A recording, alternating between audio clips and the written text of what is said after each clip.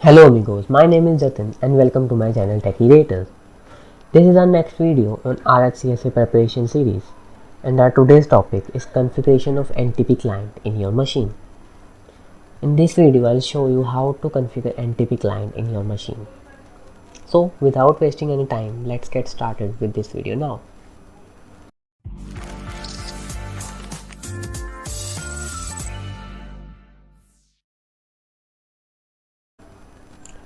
Just open our terminal. Now we are configuring the NTP client in the local machine. For that we need to enter the host name or say domain name in the file. Let's say vi/etc/crony.conf. So crony.conf is the configuration file of NTP client. So enter in it, and in the third line you see pool space 2.rel.pool.ntp.org ibus. This line you have to change this line. Let's say space I, and you need to enter your enter your host name of the NTP server in between the pool and the ibus. Let's say example.com.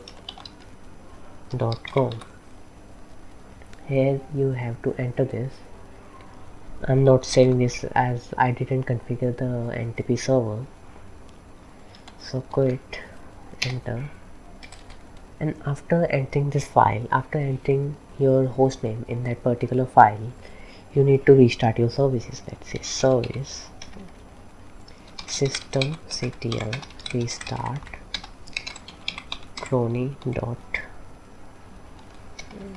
we have crony dot services service, and you have to enable this service.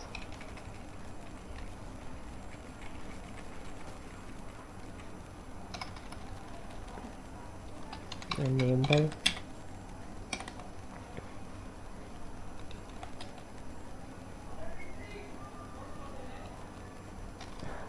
yeah. So ignore this command. Yeah. So now our NTP client is configured in our local machine. This is a simple step to configure the NTP client,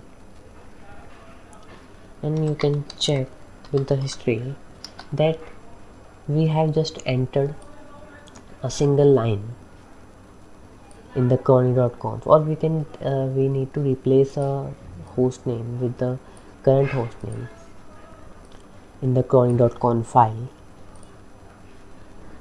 and after that we have to restart the service. After that we have to enable the service, and our NTP client has been configured. So this is how you can configure the NTP client in your machine. Now this is the end of the video, and we can meet you in the next video. So watch this video, practice with the NTP, and now for bye bye.